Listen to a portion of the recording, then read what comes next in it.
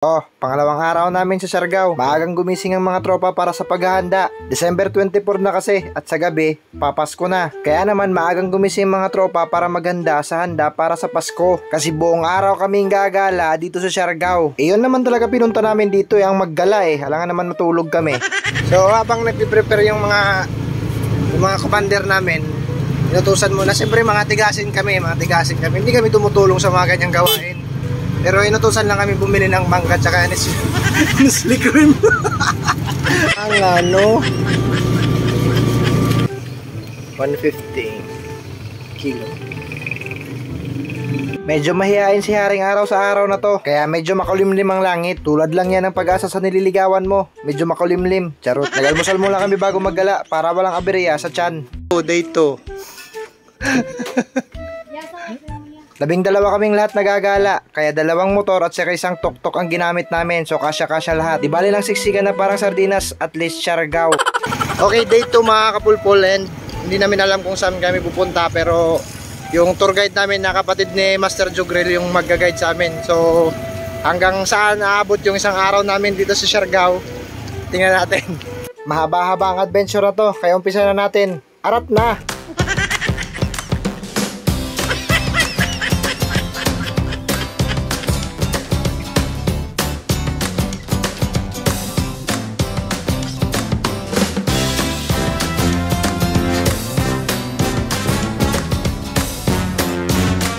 At ang unang spot namin, ang Coconut View Deck dito sa Siargao. Siyempre, pag Coconut View, marami talagang niyog yan. Coconut View nga Huwag kang syong First stop, Coconut View.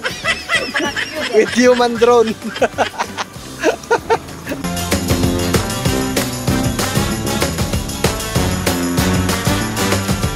At dito sa Coconut View Deck, isa sa pinakasikat dito ay ang human drone. Kaya kung wala kang drone, pwede ka dito.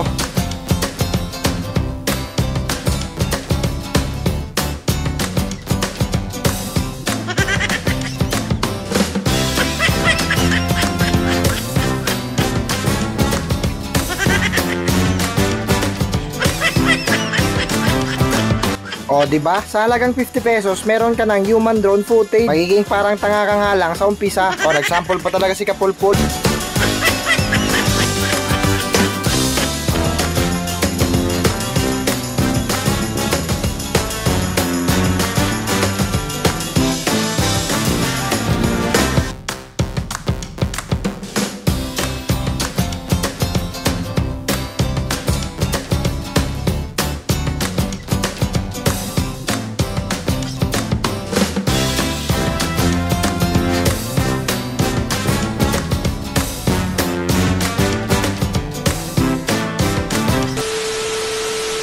Medyo natawa ako dun kay Kuya Human Drone. Di lang ako nagpalata, baka kasi ako na naman yung sunod niyang paliparin. Pagkatapos namin dun sa Coconut View Deck ay rekta na agad kami papunta sa pangalawang destinasyon, ang Sugba Lagoon. Isa rin to sa mga sikat dito na dinadayo sa Siargao Island. Medyo malayo-layo ang distansya niya mula sa Coconut View Deck, pero kahit malayo, go pa rin. Kasi uulitin ko, yun yung pinunta namin dito sa Siargao Island, ang Maggala. At pagkatapos ng mga mahigit 1 oras ay narating din namin ang bayan ng Del Carmen. Doon kayo kukuha ng ticket para sa Sugba Lagoon. At reminder, kumain muna kayo bago kayo pumunta doon kasi bawal magdala ng pagkain. Kasi for environmental etos daw, king inang yan. 6 person ang maximum capacity ng isang bangka, kaya 2 bangka yung kinuha namin. Di ko lang alam kung magkano, basta si Greta ang nagbayad. Pagkakalam ko, 3 kami, 1,250 yung binayaran namin. AKB kasi yung sitwasyon namin sa mga lakad na ganito.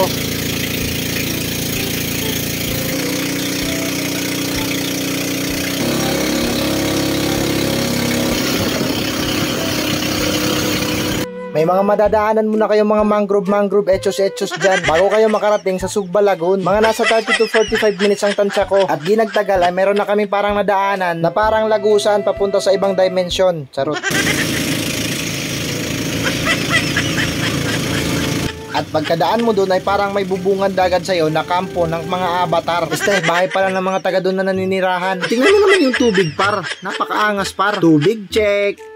Napakaangas. Malinaw yung tubig par. Napakalinaw. Malinaw pa sa malinaw. At malinaw pa sa relasyon yung 10 years king inang yan. At di nagtagal ay nakita ko na rin ang karatula ng Sugba Lagoon. Pagpasensyahan nyo na kung hindi klaro. Low quality kasi tong cellphone na to king inang yan. At pumasok na naman kami ulit sa isang lagusan papunta sa kabilang dimension. mention ulit. At dito mo na masisilayan ang Sugba Lagoon. Pero wag ka par, pagkadating pa lang namin doon, idilat na agad yung mga mata ko sa mga magagandang tanawin na nakikita ko. Talagang hindi na naman madodrawing ang mukha ni Greta nito. Tingnan mo naman yung mga parang ganun, parang magandang mga tanawin, napakaangas. At may pa-welcome eklabush effect pa silang nalalaman doon. Good morning, ma'am! Good morning, sir! Welcome to Sugba Lagoon, Mabuhay! Merry Christmas and advance Happy New Year! Bagsak kayo sa akin, take 2. Ulitin nga natin yun. Para magandang tanawin yun Kinginang yan pare, ito na naman tayo pare, ito na naman yun Magagandang tanawin, check!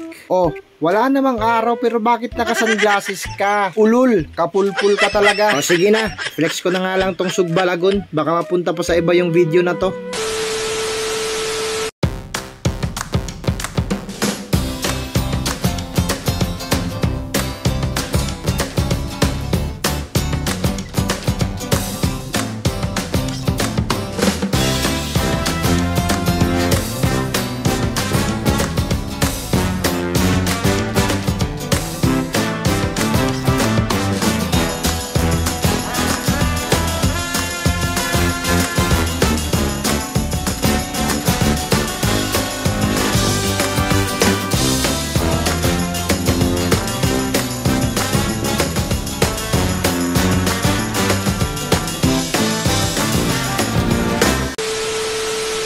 At pagkatapos namin mag-enjoy sa mga magagandang tanawin doon, charot, ay umuwi na kami. Alas 2 na rin ng hapon at hindi pa kami nanananghalian at kailangan pa namin i-continue ang aming paghahanda para sa Pasko. Kaya naman pagkabalik namin sa Volcan Villa ay agad-agad naming pinatuloy ang aming mga lulutuin para mamaya sa Pasko. At shoutout pala sa cook namin na si Junjun. Nakatikim din kami ng mga seafoods na lutong siargao. Tulong-tulong lahat sa paghahanda. Kaya dito ko natatapusin ang video na to mga kapulpul. Medyo mahaba-haba din yung vlog na to. At sa lahat ng solid lihitimong kapulpul followers, sana suportahan nyo pa rin ako. Please share this video, follow my Facebook page para updated kayo sa mga next kong vlog na i-upload, and see you on my next vlog.